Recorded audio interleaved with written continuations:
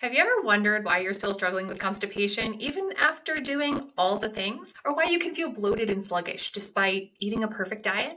The missing link might actually be magnesium, nature's relaxation mineral. And it's not just about helping you sleep better or easing muscle cramps.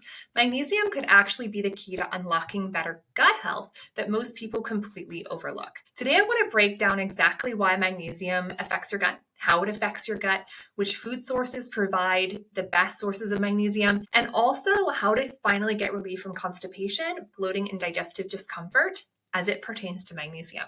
So let's just jump in. Hi, everyone. My name is Erin Harner. I'm a gut health, IBS, and SIBO coach and registered dietitian nutritionist.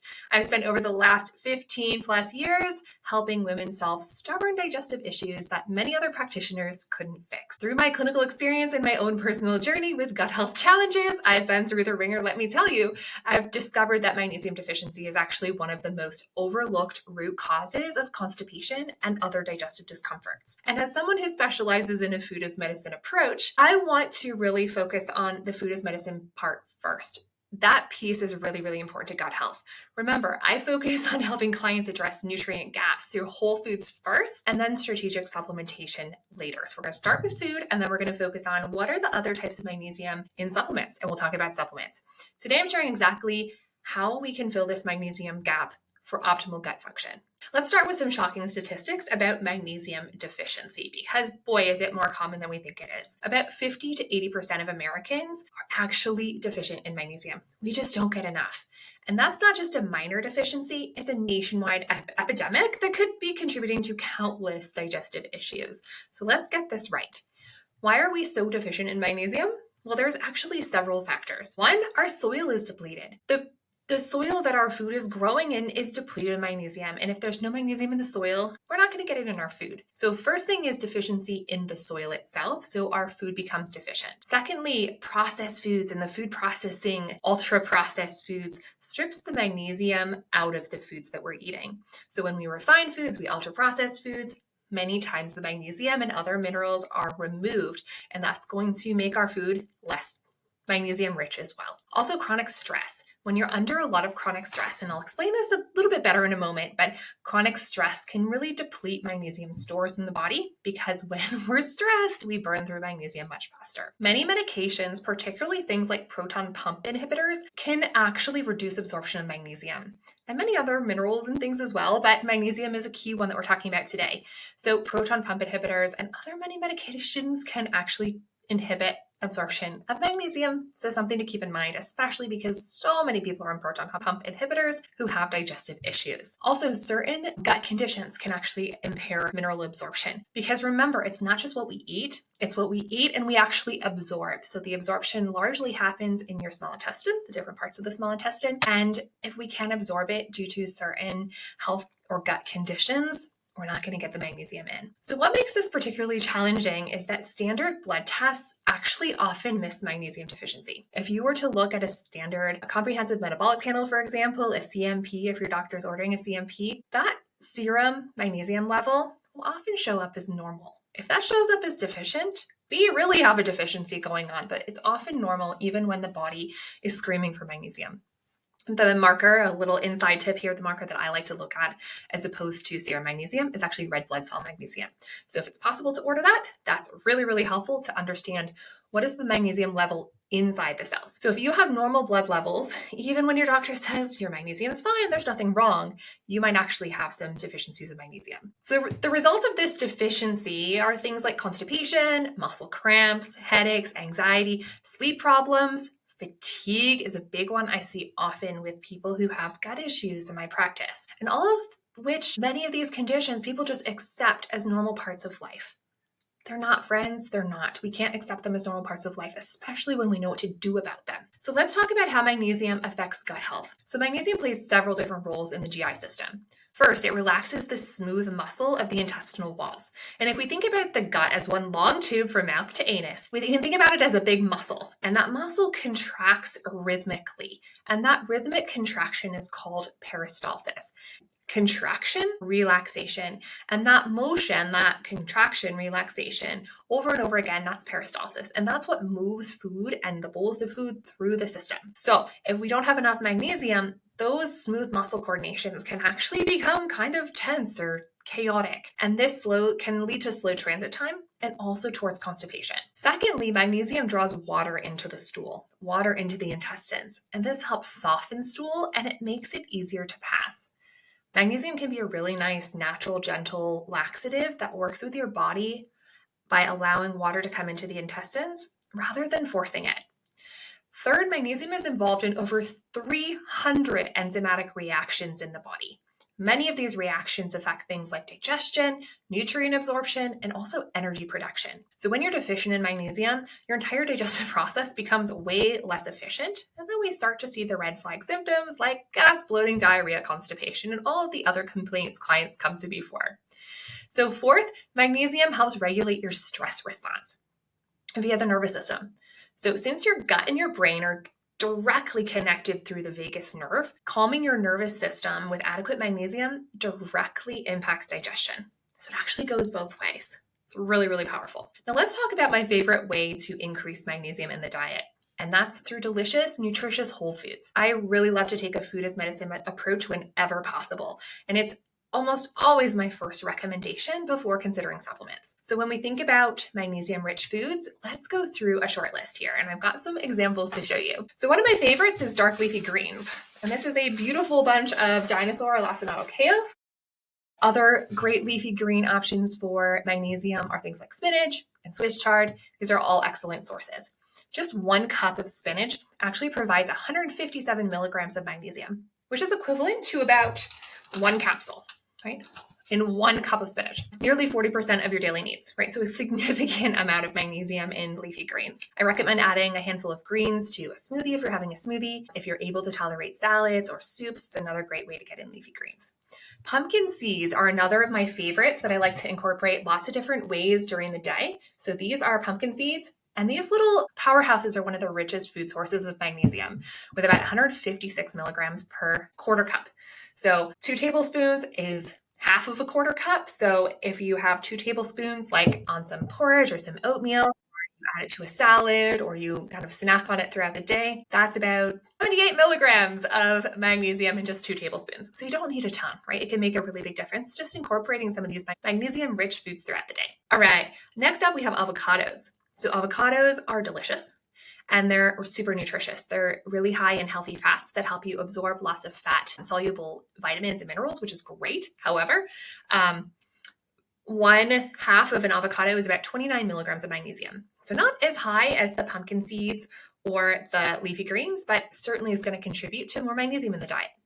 Next up, we have one of my personal favorites, and that's dark chocolate. So dark chocolate is a great source. This is dark chocolate chunks. Dark chocolate is actually a wonderful source of magnesium. Go for like 70% higher cacao if possible, because the more cacao solids, the more actual chocolate that's in the chocolate that you're eating, the more magnesium you're going to get.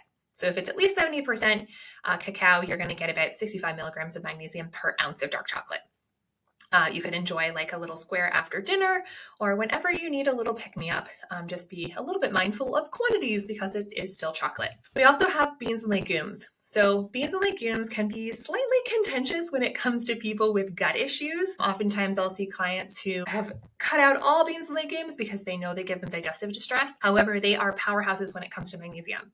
So 1 cooked cup of black beans, for example, is about 120 milligrams of magnesium, which is a lot of magnesium in just one cup. And it also comes with tons of other benefits like fiber and iron and other nutrients. And that fiber is really great food for the gut bacteria, which really creates a double benefit for digestion. However, if you're not there yet, if you're still experiencing some digestive distress with beans or legumes, you don't have to focus on that one. Think about some of the others that might be better tolerated. Next up, we have almonds, cashews, and Brazil nuts. These are all super rich sources of magnesium as well. For example, a quarter cup of almonds is about 97 milligrams of magnesium. So as you can see, I love storing things in mason jars. So we keep all of our nuts and seeds in mason jars. These are just raw almonds. So 2 tablespoons of raw almonds are going to be about roughly 50 milligrams of magnesium. So you can keep a small container to eat as a snack. I like to pair like produce and protein. So one of my favorite snacks would be like some blueberries with some almonds. Really great source of magnesium and a great pick-me-up. Next up, we have whole grains. So whole grains, things like brown rice, quinoa, and buckwheat, they're all great sources of magnesium as well. Doesn't just have to come from other things. So whole grains, yes, they're okay. Brown rice, quinoa, buckwheat are some of the best sources. 1 cup of cooked brown rice, for example, is about 84 milligrams of magnesium. When you strip off the outer layer of the rice and you have white rice, so if we take away the bran and the germ of the rice and we're just left with white rice, the white rice is very low in magnesium. So in order to have magnesium in the whole grains, they have to be whole. A simple daily habit I actually recommend to incorporate more magnesium from foods is to just add them to things that you're already eating. Just keep in mind they might add some more fat or some more calories or some more protein, so you need to make sure that they fit in your overall daily plan to fill you up and feel good and satisfied and you're meeting your goals. However, we want to make sure that we're getting adequate magnesium, which is really important. So also creating a diet rich in these foods, right? Many of these whole foods that I showed you here that are super rich in magnesium, they often come with great side benefits, like the beans, for example, that I mentioned, like the black beans and the lentils are also super high in iron. So you'll often get multiple benefits when we get whole foods in our diet. And when we focus on the whole foods that are rich in magnesium, we also get benefits like, for example, pumpkin seeds are very high in magnesium, but they're also very high in zinc, which is also beneficial for gut health. And this is really the power of a food as medicine approach. The whole is really greater than the sum of its parts. That being said, though, sometimes we need to add in supplements. So let's go through 4 different types of magnesium supplements that I do recommend frequently to clients and those who are asking about supplements with regards to magnesium. So food should be your foundation. There are certainly times when targeted supplementation can be super helpful, especially when addressing significant deficiency or when you have specific gut health concerns. So if you choose a supplement, understanding that the different forms is really crucial. So one of my favorites is magnesium citrate, and I've got a bottle here to show you. Magnesium citrate, I consider this to be the gentle mover. This is magnesium that's bound to citric acid, making it highly absorbable and effective for constipation. It works by drawing water into your intestines, and it creates a sort of a gentle laxative effect. Oftentimes, it's not too much, it's very gentle. Magnesium citrate is really ideal if you struggle with occasional constipation. You need something gentle, but also effective. And you want to improve regularity without harsh stimulants or laxatives. No Miralax here, no Linzess here. Magnesium citrate can really do the trick and help a lot. The key is starting low and going slow. You want to start low and find a dose that works for you. Gotta find it's sort of like a Goldilocks nutrient. If you have too much, it can cause diarrhea. If you don't have enough, the constipation can continue. So finding a dose that works for you is really key here. Next up, we have magnesium glycinate, and I have a bottle of this as well. Magnesium glycinate is one of my favorites. I call this the gentle soother. So this form binds magnesium to the amino acid glycine, making it one of the most absorbable forms of magnesium with very minimal laxative effects. So this might be perfect for you if you're someone who has a sensitive gut or IBS. You are also dealing with things like anxiety or sleep issues alongside gut problems because it's really good for those. Or you need something you can take during the day without bathroom emergencies. Next up, we have magnesium malate. And this is wonderful if you're one of those people, one of those clients that often comes to me who's really struggling with gut issues and also fatigue. So I call this the energy booster. So this form combines magnesium with malic acid, which is involved in your body's energy production cycle. So magnesium malate would be my top choice if you're dealing with both constipation and fatigue. And sometimes I like to combine them. So maybe like 1 or 2 capsules of mag citrate and then 1 or 2 capsules of magnesium malate. Like that you can definitely combine them and pick and choose. It doesn't just have to be one or the other. Also really helpful for athletes who need support for muscle recovery, or you want something that helps gut motility while also boosting energy. So those would be my choice for magnesium malate. And last but not least, this is not my favorite. This is the one I often see clients coming to me who were recommended magnesium oxide by their gastroenterologists. This one is great if you have severe constipation and you just need to get things moving. It's very poorly absorbed, so it's not going to raise your magnesium levels in your body very much. And because of that, it actually stays more in the gut, creating that laxative effect. So if you're dealing with stubborn constipation, you could try magnesium oxide. It is the strongest, the harshest, and usually not my favorite, definitely not for long-term use. This would be more for occasional relief and not long-term daily support. Like if you've tried some of the other things like the magnesium citrate and it's just not strong enough, you could try mag oxide. This form definitely has its place, but typically I don't recommend it unless it's really absolutely necessary. So let's talk about how to implement magnesium for gut health. These are just a few step-by-step things that I want to share with you. So first, we're going to start with food. I always like to take a food as medicine approach. We start with food first, and we focus on incorporating some more of these magnesium-rich foods, right? Some more kale in your diet, some more pumpkin seeds, some more almonds, maybe a little bit of dark chocolate. Hint, hint, if you're constantly craving dark chocolate, it might be because you're deficient in magnesium. I notice this for sure myself. If I'm craving chocolate all the time and I'm like, what's going on? I will start to incorporate more magnesium supplementation and the chocolate cravings usually go away, which is pretty cool. Next, if you're still struggling after 2 to 3 weeks of consistent food-based approaches, then you might want to consider a supplement, one of those that I mentioned below. You might want to consider using a supplement, one of those I already mentioned. So choose the right supplement form based on your specific symptoms. So if you're mostly struggling with constipation, you might want to go with mag citrate. If you have a super sensitive gut, you might want to go with mag glycinate. If you have constipation and fatigue, energy is a big issue for you, you might want to consider starting with magnesium malate, which is definitely a more expensive form, but it's very well tolerated and works really, really well to pick up energy. Also, if you have occasional stubborn constipation and you just can't seem to kick it with anything else, you could consider trying some magnesium oxide and see if that does the trick. The key here is to start low and go slow. Begin about half the recommended dose on the bottle and gradually increase every few days until you get to a dose that works for you. You want to take it consistently as well. So magnesium works best when levels are maintained at a steady state. So once you find that sweet spot Goldilocks dose for you where you feel really good without having any negative effects, then I would stay there and see how it goes. It might take 2 to 4 weeks before you notice anything significant.